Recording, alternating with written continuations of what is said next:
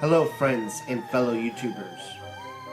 I want to welcome you to Spooky Peace Theater. Enjoy the show.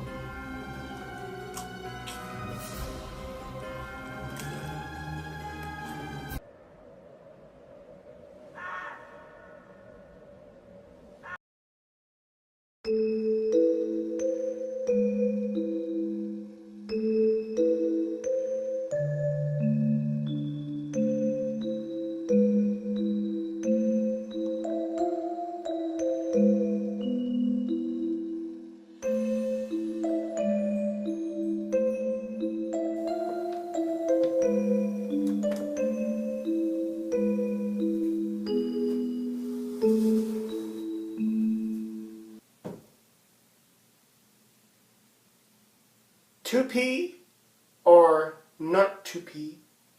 That is the question.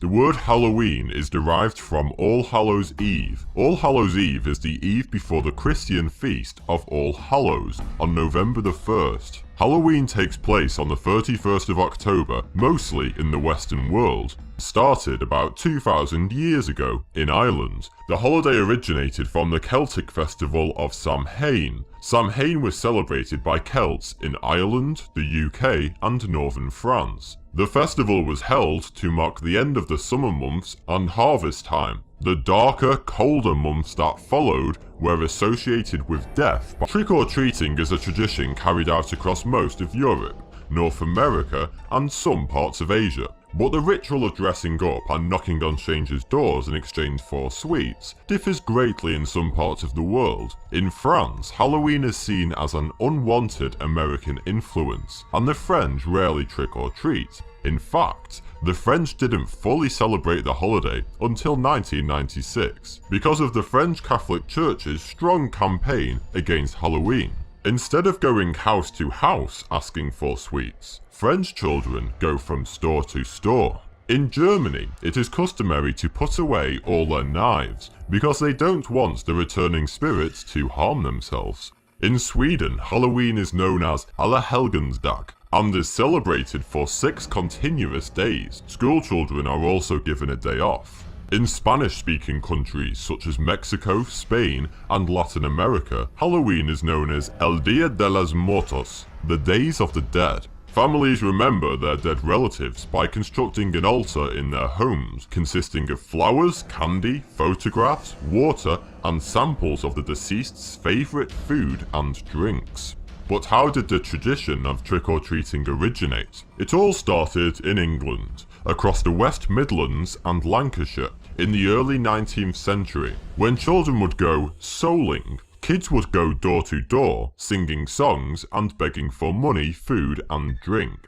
They would sing songs such as, a soul, a soul cake. Soul cakes. They were small round cakes with a cross on top. Later, in 19th century Britain, souling gave rise to guising, where children would dress up and beg for fruit and money. But instead of singing songs to earn these gifts, children would put on full-blown performances, such as playing instruments and reciting poems. This tradition eventually gave way to modern-day trick-or-treating, when the Scottish and Irish brought it to North America in 1911.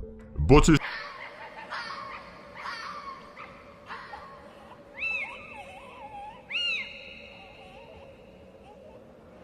La Llorona. This folklore originates from Mexico, but has also been heard in Colombia. It translates to the Weeping Woman. This is how the story goes. It's the 16th century. A beautiful woman named Maria lives in a poor section of Juarez in Mexico with her children.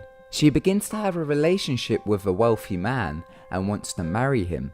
The man finds out that she has children and puts an end to the relationship. This sends Maria into an insane rage, and she goes home and gets her children. She leads her children to a river and drowns them. Once she realizes her children are dead, she leaves their floating corpses in the river and goes to the man's house to tell him she no longer has children. He opens the door and sees her bloody white gown.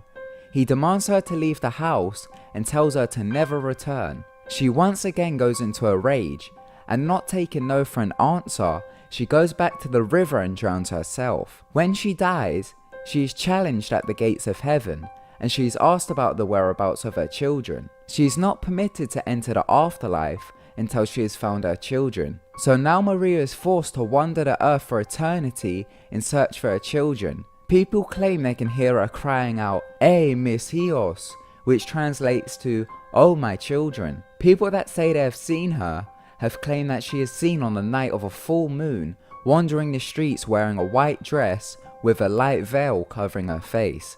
Others say she appears at night or during the late evenings, appearing out of rivers or lakes in Mexico. It is believed she will kidnap wandering children who resemble her missing children. It is also believed that people that hear her cries are marked for death.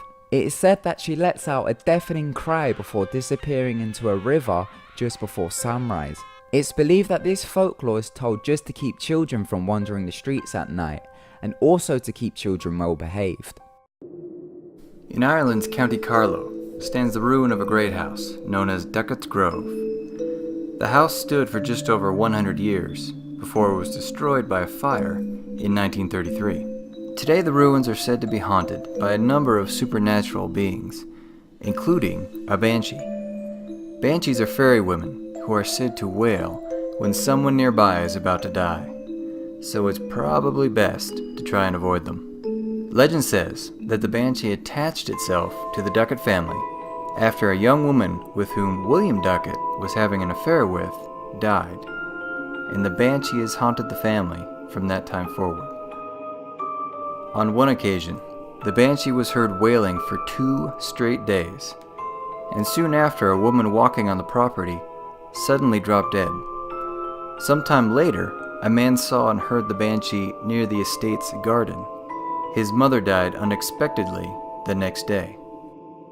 As if a banshee wasn't enough, other frightening apparitions are said to haunt the grounds, including members of the Duckett family, perhaps even William Duckett himself.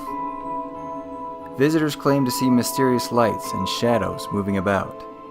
The sounds of servants working in the long, abandoned kitchen are heard, and faceless apparitions are seen wandering the scorched ruins. Visit and see if you can feel, or maybe even experience, some of Duckett's Grove's mysterious past.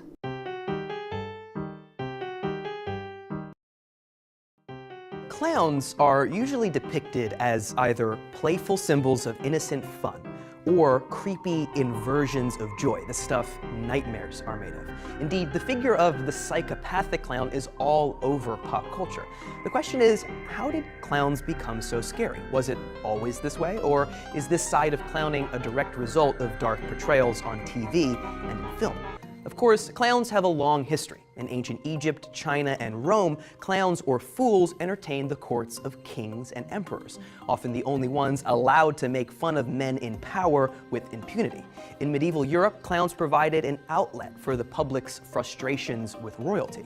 It wasn't until the early 1800s in Britain that Joseph Grimaldi began the tradition of clowning as we would recognize it today, a fully face-painted purveyor of riotous physical comedy. Grimaldi and Pierrot, his counterpart in Paris, were wildly famous in their time, but also famously troubled. Grimaldi was a depressive that suffered from alcoholism and personal tragedy, and Pierrot killed a boy with a walking stick after being made fun of. It was actually Charles Dickens himself who edited the memoirs of Grimaldi, and in it he emphasized the contrast between the man and the clown, the comedy and the tragedy. And some experts say that this characterization is the thing that makes it impossible these days for us to see the clown without imagining the man underneath the makeup. It goes to show that clowns always had this air of sadness and tragedy about them. And it wasn't until after Americans and the American circus folded the clown into its world that the clown acquired that image of innocent fun. Some say, in an almost paradoxical way, this newer image of the clown as safe and whimsical actually allowed for authors like Stephen King to express the hidden dark side of clowns in books like It. And in a much darker moment for the history of clowns, serial murderer John Wayne Gacy actually used the perceived innocence to lure his victims to his home and their ultimate death. So as clowns become more playful and less nuanced, authors were able to mine the repressed fears we all have about them, about the men behind the red nose. Of course, almost all clowns are good people trying to make a living at an ancient art, but the image of a creepy clown may have forever tainted their popularity.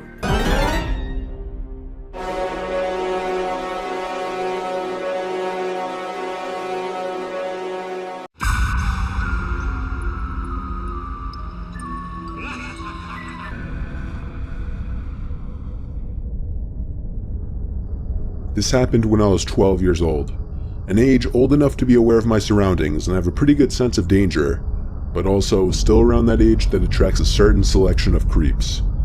We live in a decently busy neighborhood. However, we're on a dead-end block near a forest preserve, and across the street from us is a sump, and if you were to go through the forest preserve, you would find yourself in a small community park.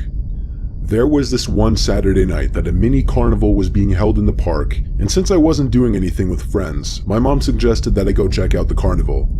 She isn't the kind of mom who tells her kids not to go out past dark. She always let me do my own thing. So I did end up going. I crossed through the forest with a flashlight and eventually passed the fence that led to the park and saw lit up carnival rides everywhere. A Ferris wheel, a mini roller coaster, some of those big spinning rides, and of course, concession stands and carnival game booths. It was late enough where it wasn't very crowded. There was also a big circus tent with the red and white stripes where I saw some people entering. I poked my head inside, where I saw 4 rows of people in the audience, and on this mini stage were 3 clowns performing tricks. One was on a tricycle, one was juggling, and the other was just dancing around. Then the dancing one noticed me poking my head inside the tent, and he skipped over closer to me and started waving his index finger, signaling for me to come closer, or to come onto the stage. I didn't really know. All I knew is I didn't want to do either, and so I walked away. I ran into a friend at one of the carnival games, and I hung out with him for about half an hour. Pretty soon the carnival was closing down and everybody was starting to leave. I said goodbye to my friends and made my way towards the woods again. I was near the fence when I heard, "Psst." It came from behind me. It was one of the clowns. The clown that was waving me over earlier. He asked me if I wanted to check out the backstage area of the circus tent and some of the cool things the guests cannot see. I said no very quickly and walked into the forest, looking back every few seconds to make sure I wasn't being followed. And I wasn't. The clown just stood there watching me, with the painted-on smile on his face making the situation even more disturbing. When I was out of view, I began to run for a bit before I was confident he wouldn't be able to find me. I was not going to tell my mom what happened because I loved being allowed out whenever I wanted, and I feared that this might ruin that. It's a half-mile walk through the woods. I was probably 3/4 of the way there when I heard it again. Psst. This time, I immediately felt sick when I heard it. I turned and saw the same clown walking out from the darkness of the woods into the light of my flashlight. When he was close enough, I threw the flashlight at him and ran for it in the direction of my house. I heard him close behind me until the road was visible.